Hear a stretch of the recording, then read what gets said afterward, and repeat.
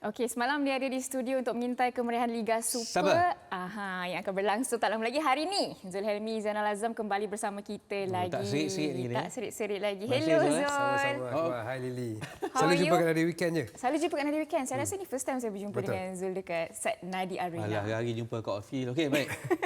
Okey Zul, untuk perlawanan Sabtu ni, Zul dah dapat kesebelasan utama untuk kedua-dua pasukan. Sebastian tadi diturunkan ke untuk Sabtu ni? Saya jangkakan dia diturunkan sebab dia merupakan antara pemain baru seperti yang saya laporkan.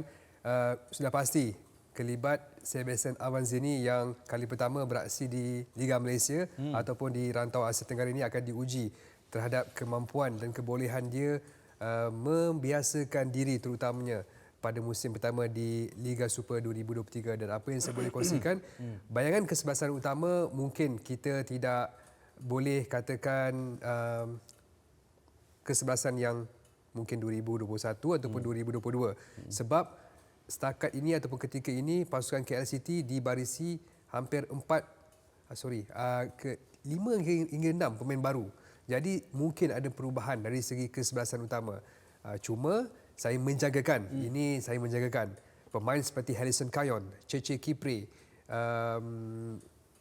Zafri Yahya maupun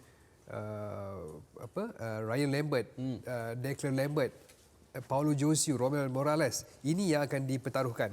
Sebab kita tahu mereka sudah mengharungi beberapa siri peranan persahabatan sebelum ini. Dalam aksi terakhir bertemu Kelantan United FC, mereka seri 0-0. Termasuk ketika saya berada di KLFH Ras untuk pertemuan menentang Terengganu FC juga berakhir dengan keputusan tanpa jaringan. Jadi dari beberapa siri peranan persahabatan itu, Boyan Hodak sudah mempunyai gambaran pemain yang akan diturunkan bertemu Perak FC kerana saya percaya beliau melihat peranan Menteri Piala Menteri Wilayah Persekutuan ini adalah satu pertandingan, satu peranan yang penting bagi KL City FC. Itu last game ke pre-season KL dan Perak sebelum kick-off 24? 25, 26 dan seterusnya ataupun ada game lagi sebenarnya KL ni? Okey, ada lagi perlawanan. Okey. Sebab kita difahamkan pasukan KL City selepas bertemu Perak, mereka juga akan mengadakan beberapa perlawanan seperti saya rasa hanya berada di Lembah Kelang. KL City tidak akan berkelana keluar negara. Mungkin lawan seperti Kelantan FC, PDRM dan beberapa kelab M3 akan diuji oleh Boyan Hodak. Okey, tapi apa kesimpulan yang saya boleh buat kat sini?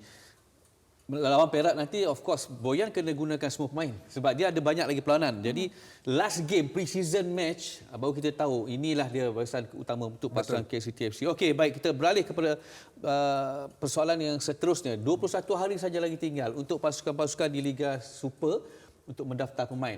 Saya tahu ada pasukan yang masih belum ada lagi pemain import dan masih lagi mencari, belum daftarkan lagi. Jadi mungkin Zul boleh kongsikan pasukan mana yang sekarang paling aktif, paling giatlah memburu dan untuk mendaftar pemain import. Okey, kalau kita cakap paling aktif, saya namakan dua pasukan iaitu Kedah Darul Aman FC dan Terengganu FC. Sebab apa?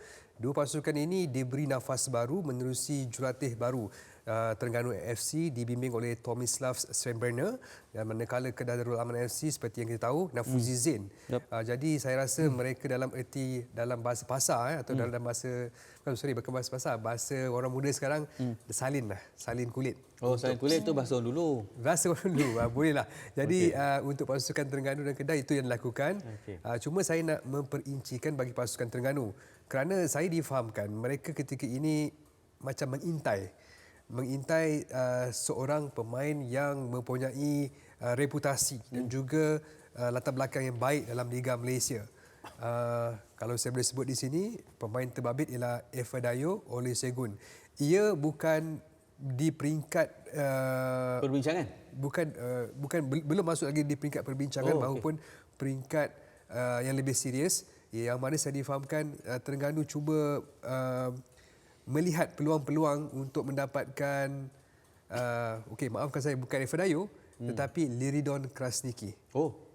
Pemain yang beraksi di Liga Thailand sebelum ini iaitu Khon Kaen United FC. Yang mana Liridon dalam bersama kelab berkenaan beraksi sebanyak 6 perlawanan. Dan selepas itu beliau tidak bersama pasukan. dan beliau menerusi laman sosial Instagram miliknya sendiri telah mengumumkan telah meninggalkan pasukan dari Thailand ini. Pada ketika saya difahamkan pasukan Terengganu antara yang berminat mendapatkan Liridon. Selain Terengganu, ada juga rumours ataupun ada juga kabar angin Kedah Darul Amanah FC selaku bekas pasukannya yang sebelum ini cuba ataupun berminat mendapatkan Liridon. Dapatkan semula lah. Betul. Ini Nafuzi lah ni. Sebab Liridon ini pemain tempatan, pemain naturalisasi. Jadi dia bukan pemain import, jadi tak ada masalah untuk mengisi slot mana-mana pasukan. Betul. Dan mungkin saya boleh yang menarik mengenai Liridon ni, dia pada sebelum beraksi dengan Liga Thailand, beliau beraksi di Liga India ISL. Pemain ini digelar Raja Gelik di ISL. Macam aku bahasa hari je. Betul. Dia digelar Raja Gelik kerana mempunyai skill individu yang tinggi. Ada statistik di Liga ISL itu sebanyak 96.1% telah melepasi pihak lawan menerusi kemahiran individu ataupun gelecekan. Jadi atas faktor itu Raja Gelik digelar Raja Gelik. Macam Tapi good thing untuk Liridon lah. Ada exposure ke India, lepas tu Thailand. And then sekarang pun banyak kelab yang tengah orang kata nakkan dia dalam pasukan lah. Okey Zul, tadi sebenarnya baru nak tanya, Terengganu dah lama tak dengar cerita, tapi Zul pernah cerita yang Terengganu sekarang sedang mengintai Liridon.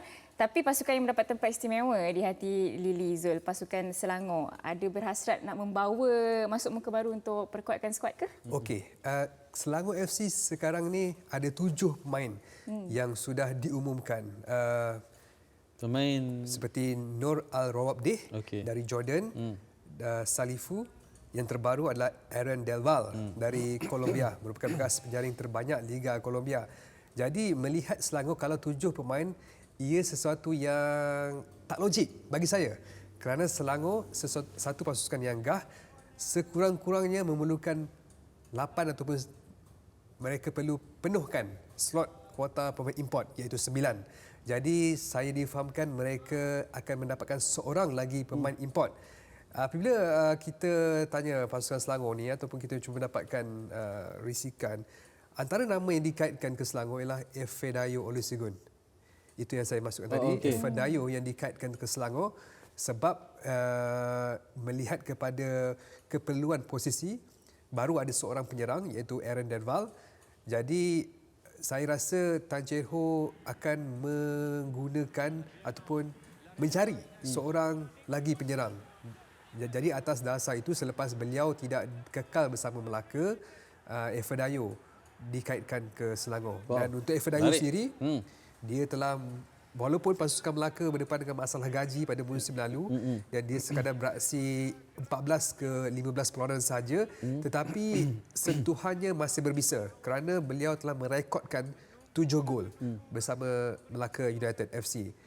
Jadi dengan reputasi yang pernah beliau miliki, tak silap saya 6 kali menjadi 6 kali melakukan hat-trick yang diangkat sebagai antara pemain terbanyak melakukan jaringan hat-trick dalam beberapa musim, dan menjadi 2 kali penjaring terbanyak Liga Super. Tidak mustahil Efedayo kembali ke Selangor FC. Okey. Wow, kita dah sentuh pasal JDT, tak apalah. Kita JDT itu level dia lain. Kita dah sentuh tentang persiapan pasukan Penang. Terengganu, pasukan Kedah, Selangor. Tapi apakah Zul rasakan, macam Selangor Zul sebut mereka akan cuba untuk penuhkan kuota pemain import. Tetapi apakah nanti akan ada juga pasukan satu yang mungkin tidak akan menggunakan langsung pemain import, ataupun mereka tak dapat penuhi kuota import itu atas beberapa faktor lah. Apakah akan ada pasukan sebegini yang tak ada pemain import misalnya, yang beraksi dalam Liga Super, berharapkan tenaga tempatan seperti yang pernah dilakukan PJ City sebelum ini? Saya risau pasukan Akbar sekarang ni. Negeri Sembilan. Itulah. Sebab sekarang ini mereka masih belum mengumumkan pemain import. Hanya saya difahamkan hanya Safwan Bahrudin saja diuji dalam aksi pemanas badan ataupun siri perlawanan persahabatan setakat ini. Sebab mereka, ini saya difahamkan, belum menandatangani pemain import. Dan disebabkan itu ada berita baru-baru ini keluar, bekas pemain import Kedah iaitu Mahmud Al-Mardi dilaporkan telah membatalkan hasrat ke Negeri Sembilan pada ketika urusan perbincangan telah dilakukan dan Mahmud Al-Mahdi ini telah beraksi ataupun berhijrah ke Liga Kuwait.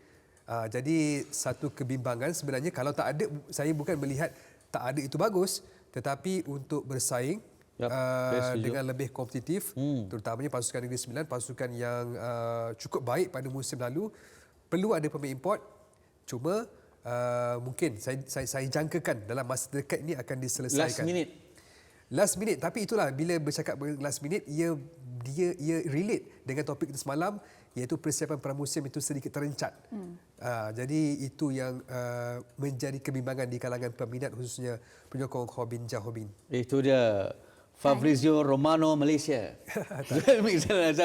dia dapat cerita pasal Negeri Sembilan. Saya sendiri tak tahu. Jarang. Zul jarang tak betul lah. You tanya sekarang, you dah risau lah kalau Negeri Sembilan tak ada import nanti apa? Tak apa, terima kasih. Zul, kita akan sambung sebab kita banyak lagi sebelum 24 Februari ini. Aksi Sumasih, kita ada banyak analisis mengenai saingan bola sepak Liga Malaysia. Terima kasih Zul. Thank you, Zul. Sama-sama. Tinggi dan juga Akbar.